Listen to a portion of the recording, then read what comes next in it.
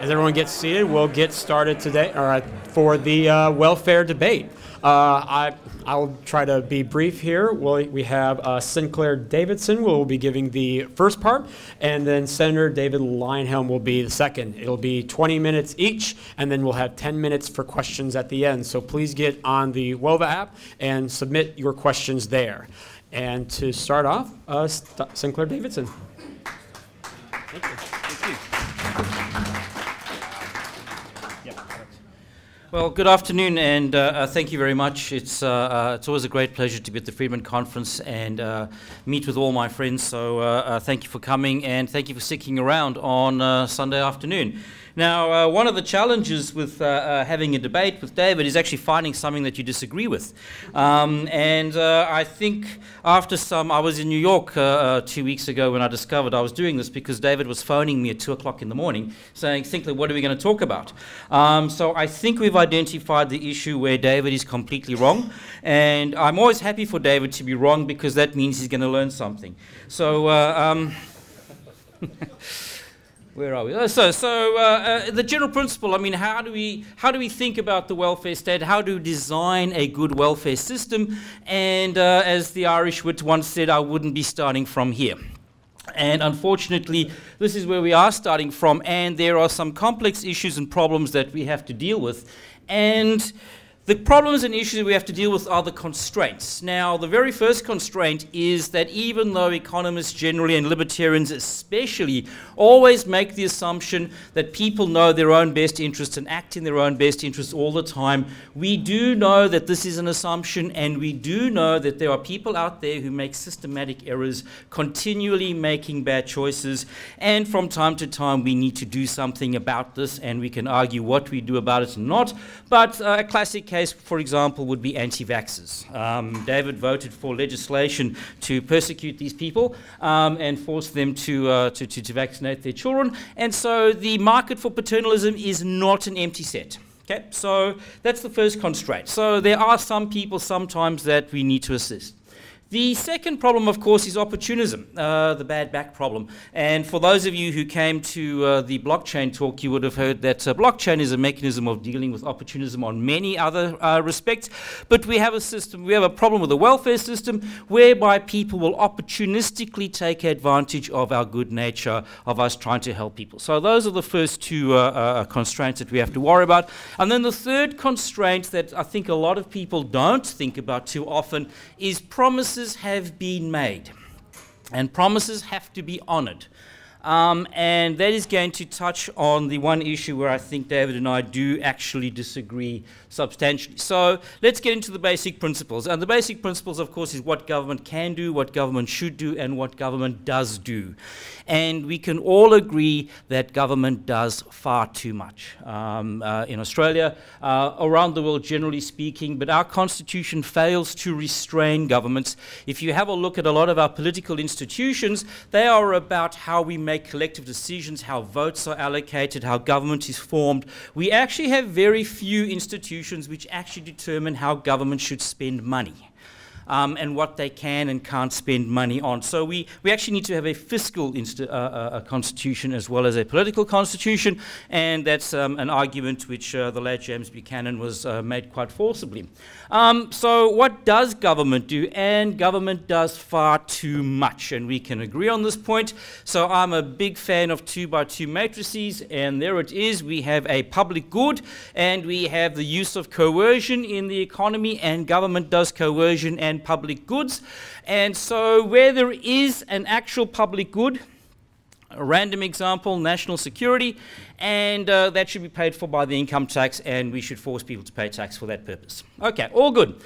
If it is a genuine public good and we don't coerce people, we have a free rider problem. A lot of people get very hung up on free rider problems. I have to say a free rider doesn't worry me too much, but nonetheless it is a problem, and we might have in a system too little national security, for example, if we weren't forcing people to pay for it.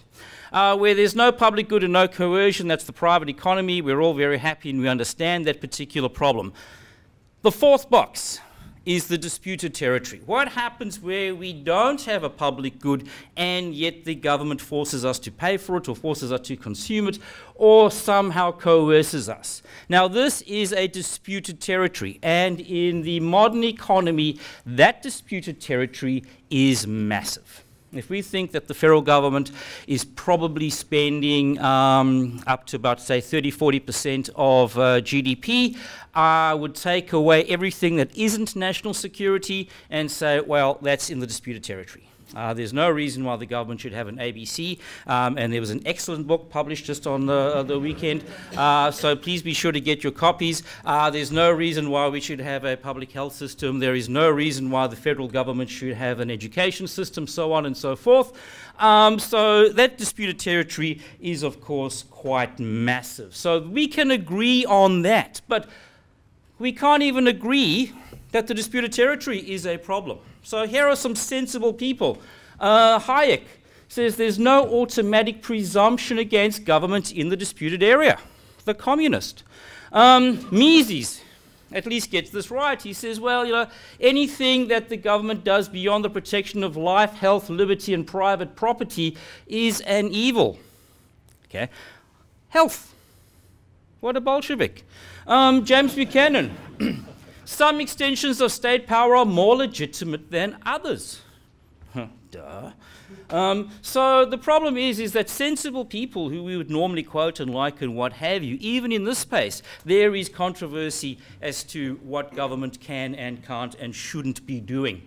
Overgovernment, however, is a problem for democracy, and certainly I'm of the view that overgovernment is one of the reasons why people are getting angry and dissatisfied, and we have all this hostility towards democracy, because we do actually end up voting to spend other people's money on ourselves. And Arthur Sheldon basically made this argument, is that in the end, the government ends up waging financial guerrilla warfare against its own citizens. And that is the modern welfare state, and that's what it does. So we very quickly disagree on all sorts of things as to what can and should be done. Now, I just want to have a formal-ish model. This is a model which we make use of at RMIT quite a lot. It was first derived by Andrei Schleifer of Harvard University and a few of his co-authors, where we model the trade-offs in society of getting things done. And on the y-axis, we have private disorder, and on the x-axis, we have public disorder, or dictatorship, as we might call it. And so we just track out the various costs of doing things. So up on the top quadrant, does this have a laser thingy? Anyway, it doesn't matter. No, it doesn't matter. Up on the top, we have private charity. So we might say that the welfare system should consist only of private charity. Now, we libertarians would love that idea, and we probably advocate that idea, but there are going to be costs associated with that, because charities would then deal with the cute and cuddly blue eyes and the animals with, like, you know, and all this sort of stuff, and the unfashionable causes would probably get no money. So if we have a look in terms of animal welfare, for example, there's always people giving money to save elephants and rhinos. Nobody ever gives money to save African dogs. Okay, the wild dogs of Africa, because they are ugly, mangy creatures. Okay, they are actually facing extinction. Okay, nobody gives money to those things because nobody likes them. They are very ugly. So what we do is we say, well, okay, we can't just sort of give money to who can tug on the heartstrings. You know, everybody's got to have a fair go, the African dogs. And so we go to a public welfare system. But the public welfare system has got very high dictatorship costs. There's the coercion associated with it, supporting causes you don't want to support, the ABC, for example, and so on and so forth. So there are good and bad characteristics of a private charity model and a full-blown government model. There was some talk in the earlier session about superannuation. Now, superannuation is a terrible system because it's coercive, it makes people save their own money, and so on and so forth. But there is one good argument for superannuation, and that one good argument was that there'd be less coercion of individuals in future because the government wouldn't collude with people who hadn't saved for their own futures to steal your money. That was the good argument, and I've made that argument at previous Friedman conferences. Unfortunately, Kelly O'Dwyer has destroyed that argument. She's now just stealing our money anyway. So even though we have a privatized public age system,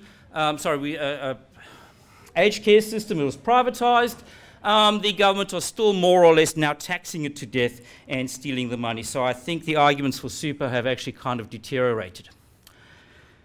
But when we deal with the welfare system, we get into the politics of envy. Somebody out there who is undeserving is getting something that you are not getting. And I made a whole long list of these undeserving people. So we have poor versus rich, low income, high income, cash poor, asset rich, uneducated, educated, unemployed, not-for-profit versus profit, privileged versus unprivileged, everybody against white males, refugees against citizens, old versus young. At every single one of those points, there is conflict in a welfare system at some margin at some time. So there they all are. And then that brings us to where David and I think we think we disagree on this point. Welfare for millionaires. Okay, now there are various types of millionaires out there. Do we want millionaires receiving welfare? And of course we're appalled and horrified and shocked, and it's totally immoral. And the arguments, or where the arguments have been made over the last while, revolve around negative gearing, revolve around franking credits, revolve around business deductions. Now, those first three are examples of fiscal illusion. There are perfectly good, acceptable, rational reasons why we have negative gearing, franking credits, and business deductions. And what we have are activists deliberately sowing trouble, making political gains out of the fact that most people simply don't understand how the tax system works. The last one. Asset test for the age pension. The exclusion of the family home from the asset test for the age pension means that we have Nana living in a $1 million house receiving the age pension, and how appalling is that? Okay. That actually is a very sophisticated ruse to expropriate property from elderly Australians. Now, you might not think that you are engaged in a ruse to expropriate property, but that's what you actually do. Oh, definitely, that's what you want to be doing. Okay. So, first thing, it's not actually true. The family home is not excluded from the asset test. If you go and have a look at how the system actually works, there are two categories of age pension recipients. One's called a homeowner, and the other one's called a non-homeowner. And what happens is that the asset test kicks in at different levels for homeowners and non-homeowners. So what is happening here is that the governments are not going out and valuing your home. They are saying the housing services which you receive from your home is $203,000. And now remember, a home is like any other good or service. It is a bundle of characteristics. So what happens is the government is saying we are deeming the value of your house to be worth $203,000, or the value of the housing services which you own are worth $203,000. The rest of your house is yours. Okay, now we can quibble. Maybe it should be $300,000, $400,000, $50,000. Pick a number and slot it in. But the number is actually in there. So, the full value of the family home is not included. Do we trust the government to value your house? I know we do it at all sorts of other margins for property taxes and all that sort of stuff, but I don't trust the government at all. Reasons why it should be a fixed number and not a variable number is, first of all, your housing stock is illiquid. Houses are not fungible. That can't be fractionalized just yet. In a blockchain-enabled world, we will be able to fractionalize the value of the housing stock, but we can't do that just yet. I know people who are selling products to work on this. The ICO was a few weeks ago. What are we going to do with these elderly people? Bearing in mind, when you move somebody out of their own home, which might be quite rickety as it currently stands, and you move them into another home, you have to start thinking about medical facilities. You have to worry about social dislocation. However, when you make these sorts of arguments, you often hear, yeah, that's all very well and good, but Nana could sell her house, but instead she's going to live in the house and leave it to her unworthy, undeserving children. To which point I always say, well, if you were nice to your grandmother, she would leave you a nice house too. But we have an inefficient death problem. The efficient way to die is that your bank account and your body and your brain give up at the same time. Okay? That doesn't happen for most people. For most people, either your body or your bank account gives out first. People have a rational fear that their bank account will give out before their body does.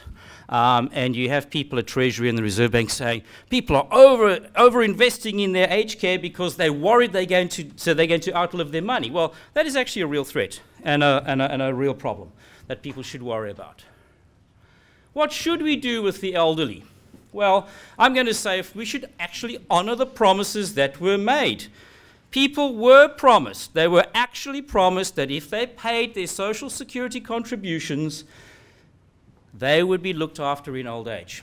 There was a promise made during the Second World War because the government needed money, and they made a promise, and they have very slowly over time been rolling back on the mechanisms to remind people that the promises were actually made. Or we could renege. And then politicians worry about why we loathe them so much. Or we could go for involuntary euthanasia, the Logan Run problem. Now, just bearing in mind we're going to have voluntary euthanasia soon, which means after that it'll become compulsory. But what are we going to do? What about housing affordability? I think the first thing we have to say to ourselves is stop pretending that the elderly are hoarding the housing stock. Okay. It's not the case that you can't buy a nice house because somebody else is living in it. It is actually their house.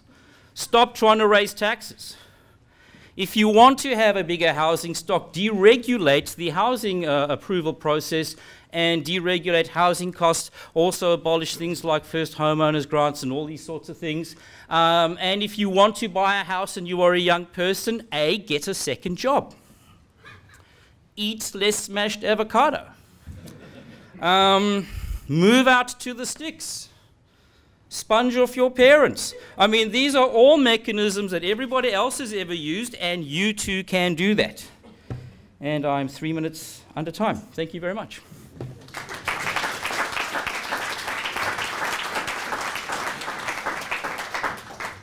All right, thank you, Sinclair. Next up, Senator David Leyonhjelm.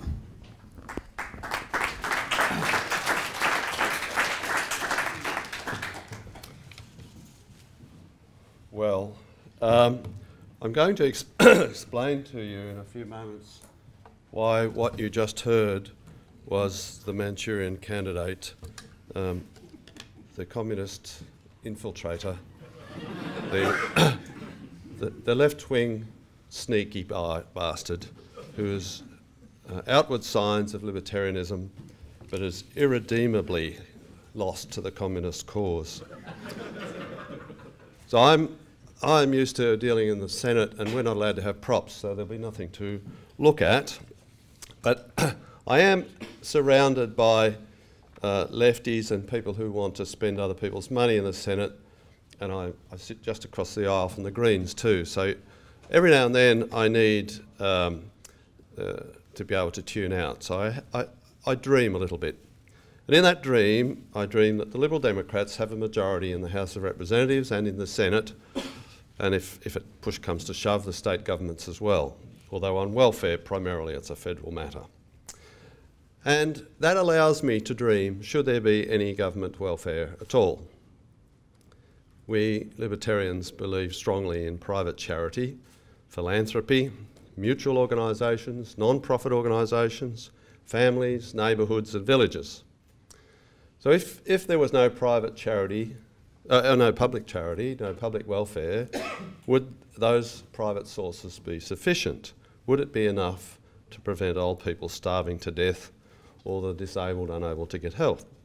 It's an interesting conversation to have. What we do know is government charity discourages private charity. You know that when somebody asks you for a charitable donation, you run through your mind, why are you asking me for money, you bastards? You're already getting it from me via my taxes. We all do it, I think. We sometimes give it anyway, but we probably give less than we would otherwise give if we didn't know that they were already getting it from someone. So what we need to think about is, if there was no government welfare in this dream, would it be a cruel, heartless society? Now, we know that in the time of Charles Dickens, there was no government charity, no government welfare.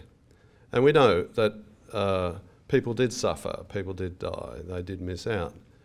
But also, if you heard Peter Phelps yesterday, Peter is probably the most educated Libertarian politician in the country, as far as I can tell. He says that at the time of federation in Australia, 85% of working class people were involved in a health mutual, which covered their health costs. So 85% is pretty good. So it's possible that we're a compassionate society. We have moved on from the time of Charles Dickens. It's quite possible that if we relied primarily on private charity, then public government-funded welfare might only need to deal with something like 15% of those who need it. Which then brings me to the question, and I wake up from my dream and I think, who actually does need it? Age pensions in this country cost $50 billion a year. Disability support pensions cost $20 billion. Family tax benefits cost almost $20 billion. Childcare subsidies are available for people who are earning up to $350,000 a year, and it would have been more than that. It would have been unlimited, uncapped, if it hadn't been for me being a bastard and blackmailing the government. You can still receive a disability support pension even if your parents are the richest people in Australia and you are receiving the specialised services under the NDIS. You can be eligible for family tax benefit A up to an income of $217,000. Billions are going to people who are not poor and not needy. And there's a sense of entitlement. If other people are getting it, why not me? My wife and I travel quite a lot. I'm determined not to allow this Senate job to ruin my opportunities to see the world, bits of the world I haven't seen. I am forever encountering people who are spending up big so that they can go home and qualify for the pension. It is happening all the time. There are financial advisors and accountants who specialise in telling you how to structure your affairs so you can qualify for mostly the pension. It is an industry these days.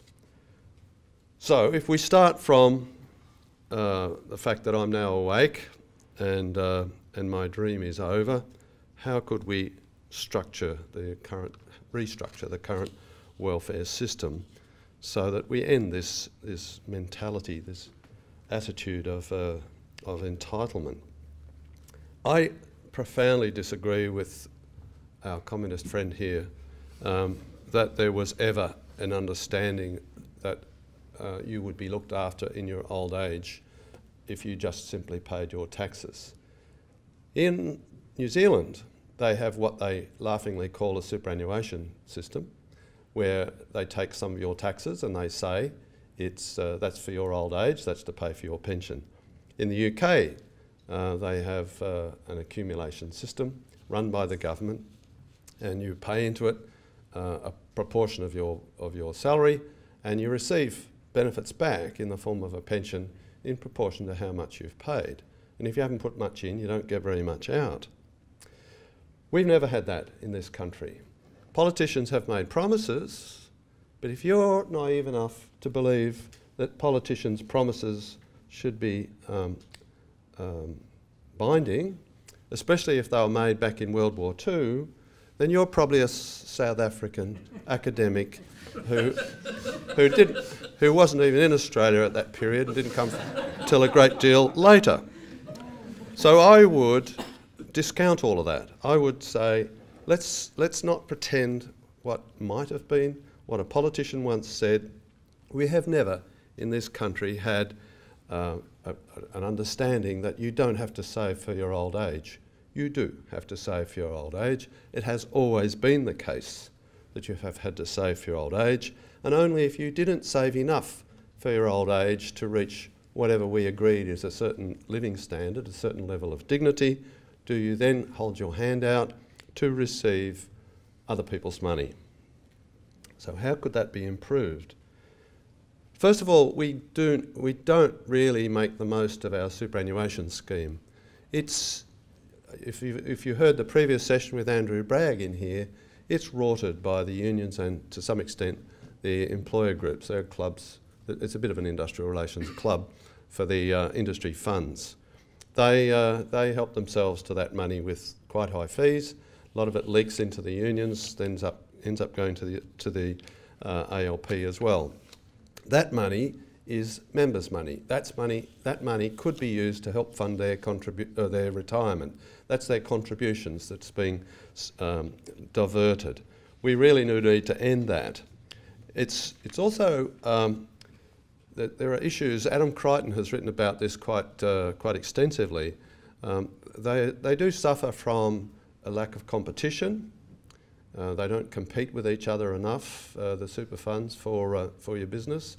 But at the same time, we also, to some extent, make it hard for them to compete with each other because we say, well, you have to maintain a fairly high degree of liquidity. So as a result, they don't go and do what the Canadian pension funds do, for example, and buy up Australian farms and long-term assets, which they know will be good for their members, for their pension recipients over the next 30 or 40 years. We also need to think about the tax structure of superannuation. Why do we tax the money going in? What's the point of that? Don't we want people to save for their retirement? We should not be taxing it on the way in. We shouldn't be taxing it when it's in the fund either. We should let it accumulate tax-free. And then when you retire and when you need that money, but you might just be semi-retiring and you want to take some of it out, it should come out at the normal tax rates, whatever those are. Now, if it was a Liberal Democrats government and we resumed in my dream, that would be a fairly low tax rate. But still, you would be paying income tax on it.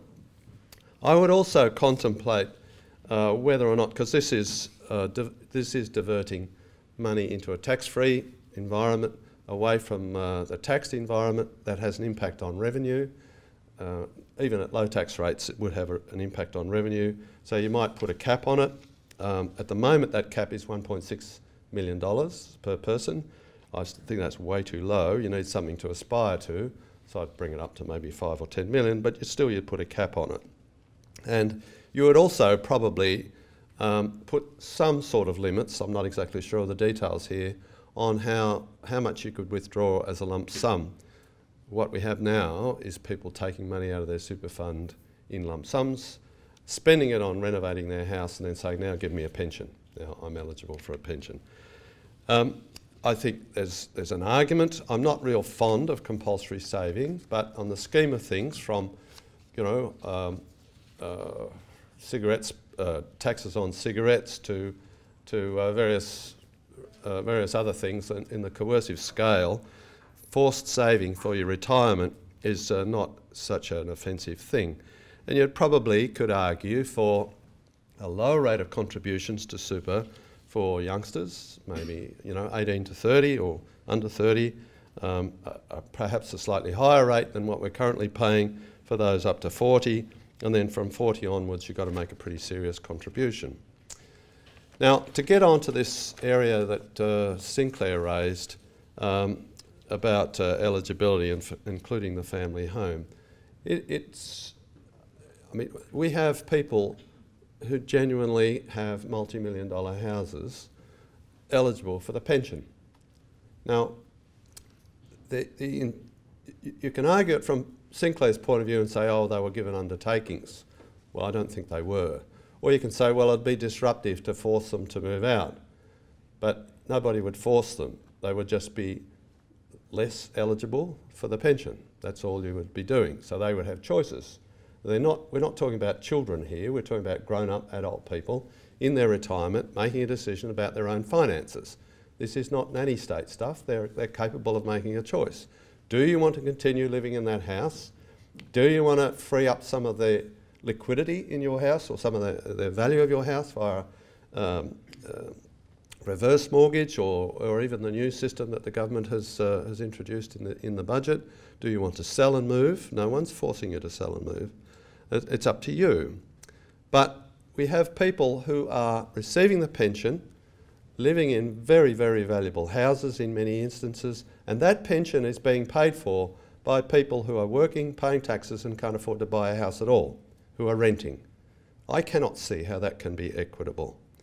If you haven't saved up enough for your retirement, or you've put it all into your house, or put it the other way, if your big asset is your house, you have saved enough for your retirement. That is an asset in your retirement.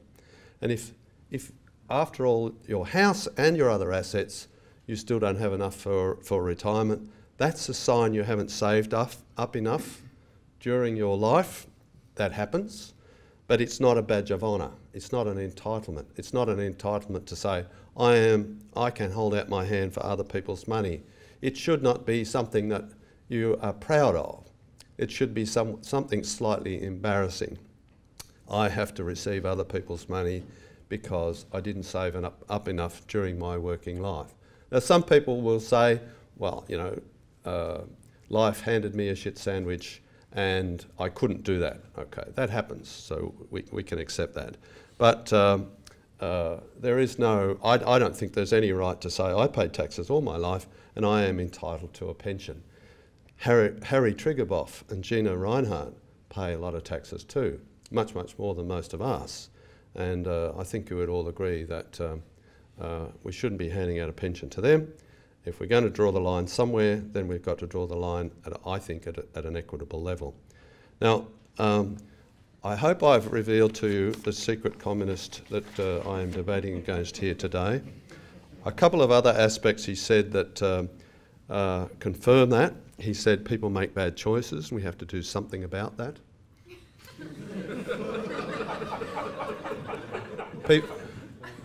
I think choices are something us libertarians think we should be able to make for ourselves. And he also accused me of forcing people to have vaccinations. No.